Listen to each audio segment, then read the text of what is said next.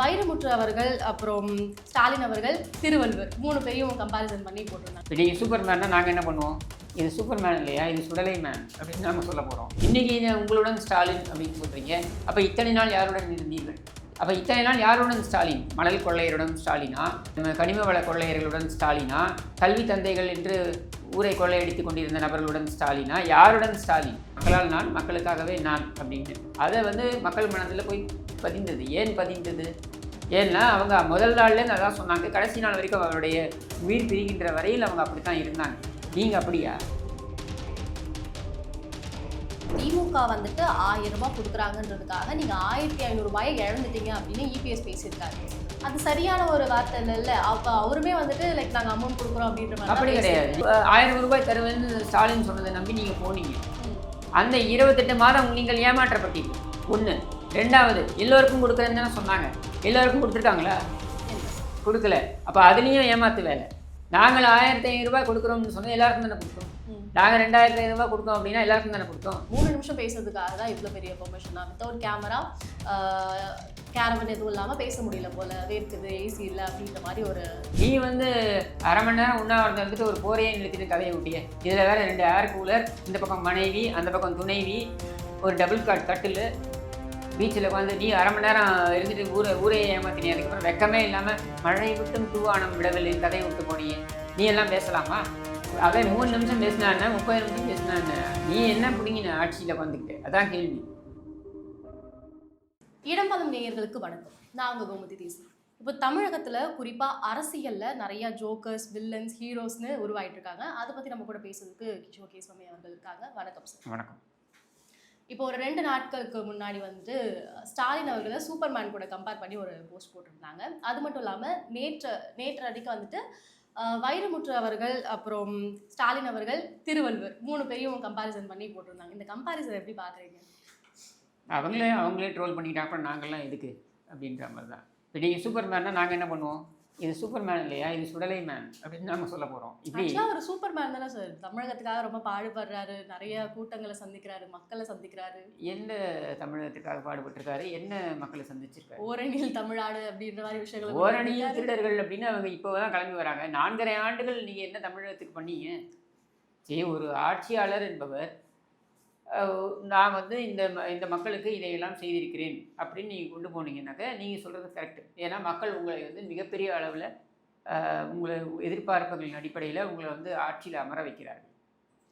10 ஆண்டுகள் நீங்கள் ஆட்சியிலே இல்லை. இந்த 10 ஆண்டுகள் நீங்கள் ஏன் ஆட்சியில் இல்லை? 10 ஆண்டுகள் உங்களை மக்கள் புறக்கணித்தது எதனால்?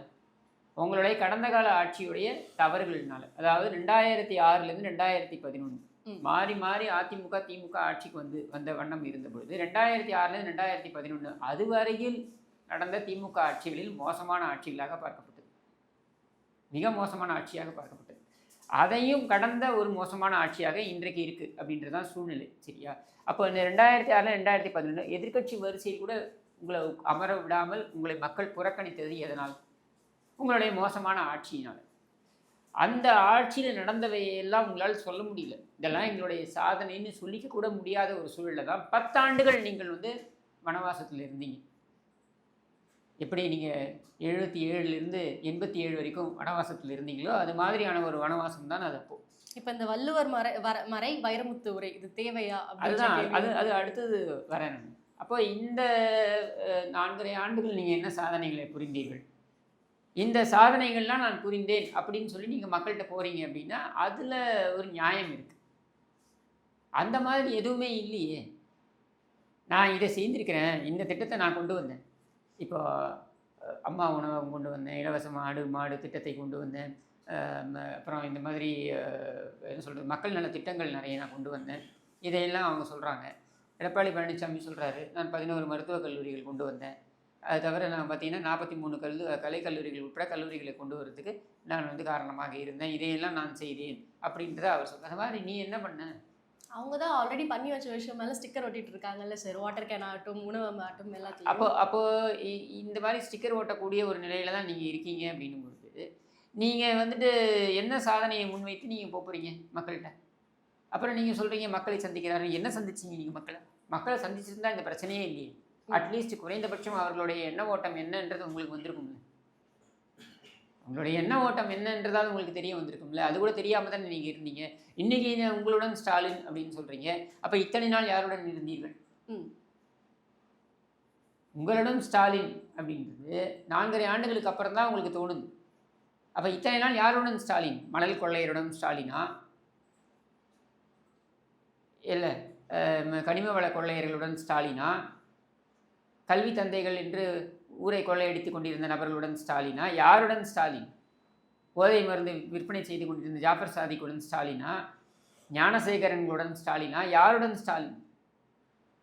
4 1/2 ஆண்டுகளுக்கு அப்புறம் தேர்தல் வருதுன்னும் பொழுது உங்களுடன் ஸ்டாலின். திருப்பி அதுக்கப்புறம் திருப்பி ஆட்சிக்கு வந்தீங்கன்னாக்கா எங்களை விட்டு மீண்டும் அவர்களுடன் ஸ்டாலின். இப்படி தான் நீங்கள் செயல்பட போகிறீங்களா? மக்களால் நான், மக்களுக்காகவே நான் என்று தன்னுடைய ஆட்சியுடைய முதல் நாளிலிருந்து கடைசி நாள் வரைக்கும் சொல்லிக் கொண்டிருந்தவர் செல்வி ஜெயலலிதா.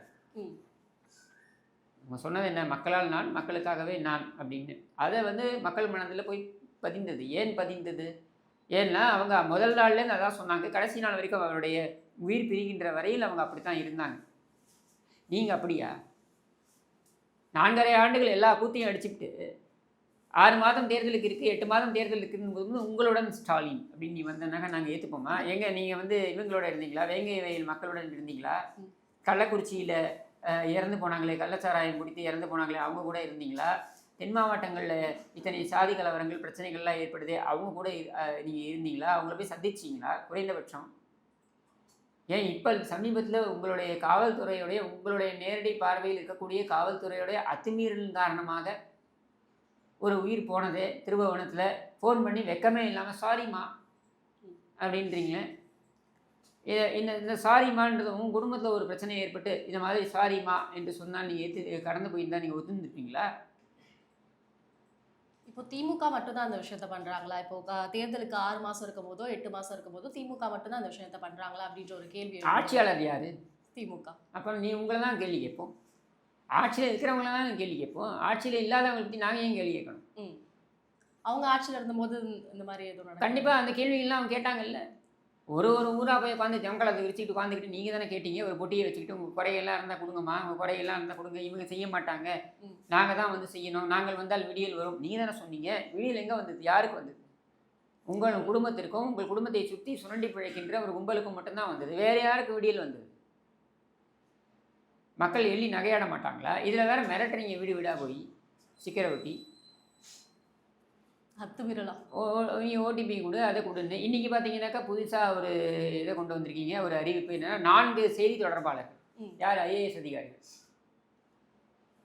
நான் பார்த்த வரைக்கும் ஒவ்வொரு அரசியல் கட்சியும் அவங்களுடைய துறை அமைச்சர்கள் தான் அவங்களுடைய பிரச்சனைகள் குறித்து பேசணும். அதிகாரிகளிடம் நாங்கள் ஏன் பேசணும்? அதிகாரிகள் யார்? மக்கள் அதிகாரிகளுக்காக ஓட்டு போட்டாங்க. செய்தி தொடர்பாளர்கள்னு யாராவது அதிகாரிகளை போட்டு பார்த்துருக்கீங்களா? மக்கள் ஓட்டு போட்டது யாருக்குங்க? மக்கள் பிரதிநிதிகளுக்கு தான். மக்கள் பிரதிநிதிகள் தான் ஆன்சரபிள் டு பப்ளிக்கு. சரியா? நீ பதில் சொல்லுங்கள். ஏன் அதிகாரி நான் எனக்கு பதில் சொல்லணும்? நான் அதிகாரிக்கெல்லாம் பேச வேண்டிய அவசியம் கிடையாது. ப்ரெஸ்ஸை எதுக்குங்க அதிகாரி சந்திக்கணும்? மீடியாவை எதுக்கு அதிகாரி சந்திக்கணும்? இது அதிகாரிகள் ஆட்சியா, அரசியல்வாதிகளோட ஆட்சியா, மக்கள் பிரதிநிதிகளோட ஆட்சியா? மக்கள் பிரதிநிதிகளோட ஆட்சினா மக்கள் பிரதிநிதிகள் தான் ஆன்சரபிள். அமைச்சரை பேச சொல்லு, ஏன் ஒழிஞ்சிக்கிறான்?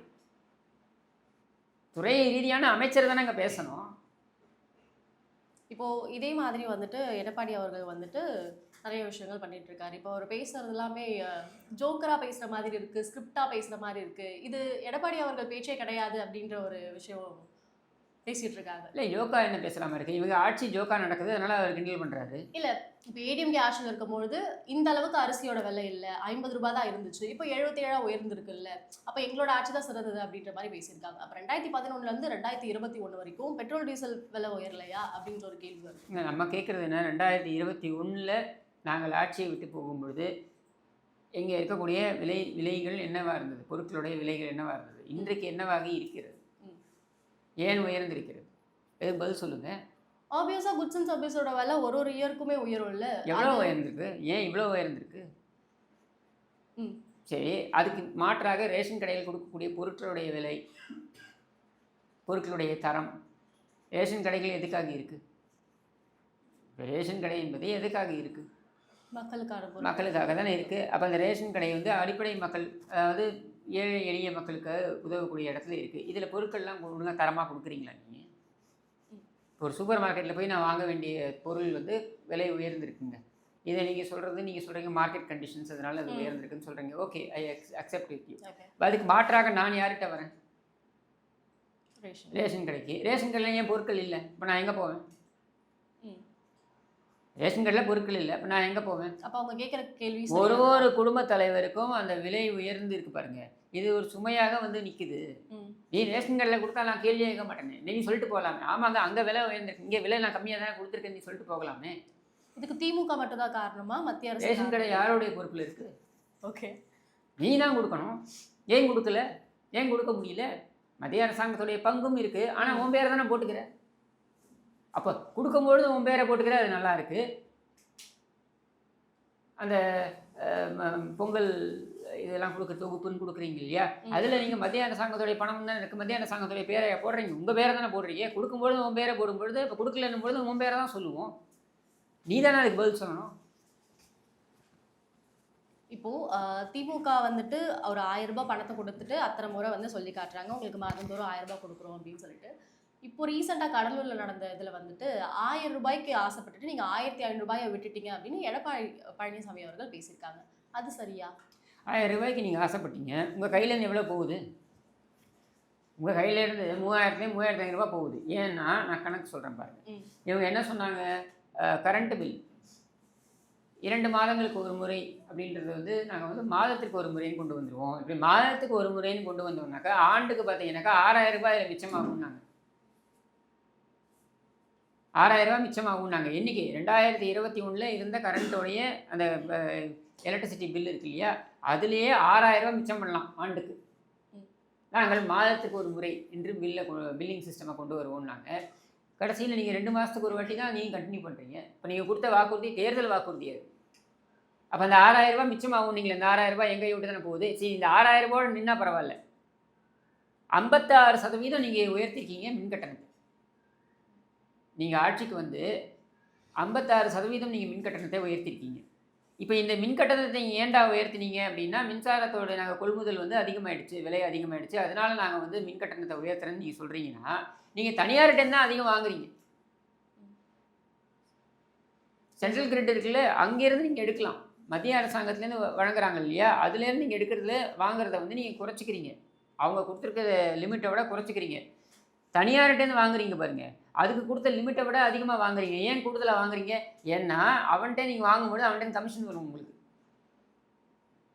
இந்த கமிஷனையும் நீங்கள் எடுத்துக்கிட்டு மின்சார விலையை உயர்த்தி அங்கேருந்து வாங்கிட்டு அந்த விலை ஏற்றம் இருக்குது பாருங்கள், அந்த ஏற்றத்தை எங்கள் மேலே நீங்கள் சுமையாக கொண்டு வந்து சுமத்துறீங்களே, இது அயோக்கியத்தனம் இல்லையா? இல்லை சார், இப்போ நான் என்ன கேட்குறேன் அப்படின்னா, திமுக வந்துட்டு 1000 ரூபாய் கொடுக்குறாங்கன்றதுக்காக நீங்கள் 1500 ரூபாயை இழந்துட்டீங்க அப்படின்னு இபிஎஸ் பேசியிருக்காரு. அது சரியான ஒரு வார்த்தை இல்லை. அப்போ அவருமே வந்துட்டு லைக் நாங்கள் அமௌண்ட் கொடுக்குறோம் அப்படின்ற மாதிரி அப்படி கிடையாது. நீங்கள் 1000 ரூபாய் கொடுப்பதை வந்து நாங்கள் விமர்சிக்கல. சரி, 1000 ரூபாய்ன்றது ஒரு ஊக்கத்தொகை, சரியா? அந்த ஊக்கத்தொகை என்று கொடுப்பதை வந்து யாரும் விமர்சிக்கலைங்க. ஆனால் நம்மளுடைய கேள்வி, 1000 ரூபாய் அப்படின்றது நீங்கள் தரேன்னு சொன்னீங்கல்ல, அது முதல் மாதத்துலேருந்து கொடுத்தீங்களா? இல்லை, 28 மாதங்களுக்கு அப்புறம் தான் நீங்கள் கொடுக்க ஆரம்பிக்கிறீங்க, சரியா? அப்போ இந்த 28 மாதங்கள் நீங்கள் கொடுக்குறேன்றது வாக்குறுதி பொய் அது வரைக்கும்.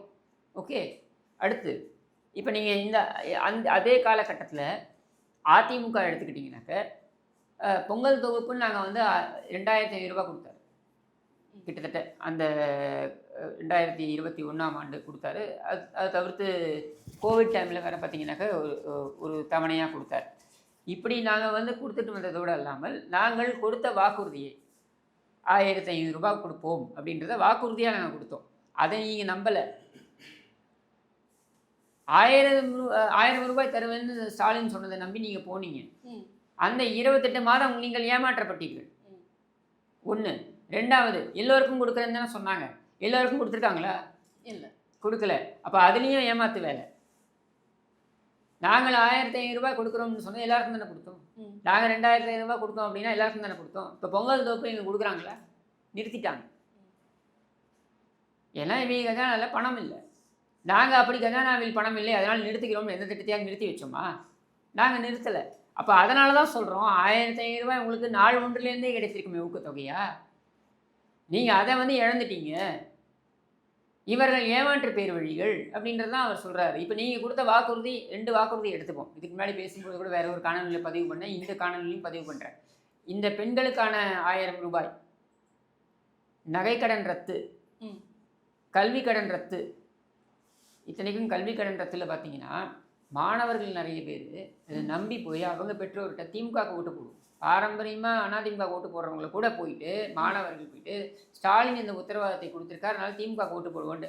கல்வி கடன் ரத்து என்ன ஆச்சு? எத்தனை லட்சம் மாணவர்கள் நீங்கள் ஏமாத்திருக்கீங்க? இப்போ இப்படியெல்லாம் நீங்கள் வாக்குறுதியை கொடுத்தீங்கல்ல, இந்த வாக்குறுதியெல்லாம் நீங்கள் நிறைவேற்றலை, சரியா?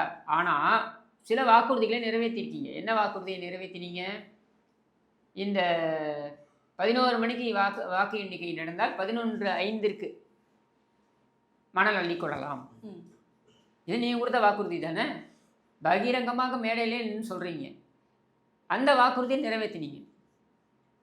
இன்னி வரைக்கும் நிறைவேற்றிட்டு வரீங்க. கனிம கொள்ளை, மணல் கொள்ளைன்னு அது நடந்துக்கிட்டு இருக்கு. தட்டி கேட்கக்கூடிய நபர்கள் கொலை செய்யப்படுகிறார்கள். அதான் அந்த வாக்குறுதியை நிறைவேற்றுறீங்க. அப்போது ஓட்டு போட்ட மக்களுக்கான வாக்குறுதியை நீங்கள் நிறைவேற்றலை. உங்கள் பாக்கெட்டை நிறைக்கக்கூடிய அந்த கும்பல் இருக்குது பாருங்கள், அந்த கும்பலுக்கான வாக்குறுதிகளை நீங்கள் நிறைவேற்றுறீங்க. அப்போ இது யாருக்கான ஆட்சி? மக்களுக்கான ஆட்சியா, இந்த திருட்டு கும்பலுக்கான ஆட்சியா? இப்போது ரீசெண்டாக லாக்அப் டெத் நடந்தது நம்ம எல்லாருக்குமே தெரியும். இப்போது விஜய் அவர்கள் வந்துட்டு அது சம்மந்தப்பட்டு பேசியிருக்காரு. எங்களுக்கு வந்துட்டு சாரி வேண்டாம், நீதி தான் வேண்டும் அப்படின்ற மாதிரி பேசியிருக்காங்க. அதுக்கு வந்து ராஜீவ்காந்தி அந்த ஐடியிலேருந்து 3 நிமிஷம் பேசுறதுக்காக தான் இவ்வளோ பெரிய பெர்மிஷன் தான், வித்தவுட் கேமரா, கேரவன் எதுவும் இல்லாமல் பேச முடியல போல, வேர்க்குது, ஏசி இல்லை அப்படின்ற மாதிரி ஒரு ட்வீட் வந்து. சரி, அவர் வெயிலில் நின்று 3 நிமிஷம் பேசினார். நீ வந்து அரை மணி நேரம் உண்ணாவிரதம் இருந்துட்டு ஒரு போரையே நிறுத்திட்டு கதையை விட்டியே. இதில் வேறு 2 ஏர் கூலர், இந்த பக்கம் மனைவி, அந்த பக்கம் துணைவி, ஒரு டபுள் காட் கட்டில், பீச்சில் உட்காந்து நீ அரை மணி நேரம் இருந்துட்டு ஊரையே ஏமாத்தினி. அதுக்கப்புறம் வெக்கமே இல்லாமல் மழை விட்டும் தூவானம் விடவில்லைன்னு கதையை விட்டு போனியே. நீ எல்லாம் பேசலாமா? விஜய் வந்து அவன் கேள்வி கேட்டார் அப்படின்னு சொல்கிறது, அவர் எதுக்காக கேட்டாருன்றதுக்கு பதில் சொல்ல முடியுதா உன்னால்? விஜய் குறை சொல்கிறதுலாம் ஒரு பக்கம் இருக்கட்டும். அதுக்கு எதுக்கு அந்த 3 மணி நேரம் பெர்மிஷன் கேட்டிருக்காங்க? நீ 3 நிமிஷம் பேசுறதுக்கு எதுக்கு 3 மணி நேரம்? அரை மணி நேரத்தை உண்ணாவிரதம் இருந்து போகிறன்னு எடுத்துலாம்னா 3 நிமிஷம் பேசி ஒரு கண்டனத்தை தெரிவிச்சுட்டு போகலாம். அவர் எத்தனை நிமிடம் பேசணுன்றது நீ யார் முடிவு பண்ணுறது? அங்கே ஆர்ப்பாட்டம் நடத்துகிறாங்க. அந்த ஆர்ப்பாட்டம் நடத்துறதுக்கு அவங்க வராங்க, அவங்க தொண்டர்கள் வராங்க. பொதுமக்கள் கலந்து கொண்டிருக்கலாம், தொண்டர்கள் வந்திருக்கலாம். அது அவங்களுடைய பிரச்சனை, உன் பிரச்சனை இல்லையே. உங்ககிட்ட கேட்டது என்ன? நீ வந்து இந்த லாக்கப் மரணங்கள் ஏன் நடக்குது, இதற்கு பதில் சொல் அப்படின்றது தானே. அதுலேயும் பார்த்தீங்கன்னாக்கா சில பேர் வந்து எதிர்கட்சியாக விஜய் வந்து ஸ்கோர் பண்ணிட்டார் அப்படின்ட்டு. விஜய் வந்து அவருடைய கட்சியுடைய பணியாக இதை எடுத்து செய்கிறார். இதுக்காக அதிமுக எதுவுமே செய்யலைன்னு சொல்கிறதையும் தப்பு. ஏன்னா இந்த வழக்கை சுயமூட்டமாக எடுப்பதற்கு காரணமாக இருந்ததே அதிமுக. நீங்கள் குடும்பத்திற்கு இம்மீடியட்டாக நீதி வழங்கப்பட வேண்டும், அதில் எந்த தாமதமும் இருக்கக்கூடாது அப்படின்ட்டு அந்த வழக்கை உடனேயே மதுரை கிளையில் போயிட்டு, உயர்நீதிமன்றத்துடைய மதுரை கிளையில் போயிட்டு இந்த வழக்கையை கொண்டு போய் கொடுத்தது அதிமுக வக்கீல்கள். அதன் அடிப்படையில் தான் நீதிமன்றம் தானாக முன் வந்து அது எடுக்குது, இந்த வழக்கை விசாரணைக்கு எடுக்குது. அதுக்கப்புறம் உறுதுணையாக இருந்தது அதிமுகவுடைய வக்கீல்கள்.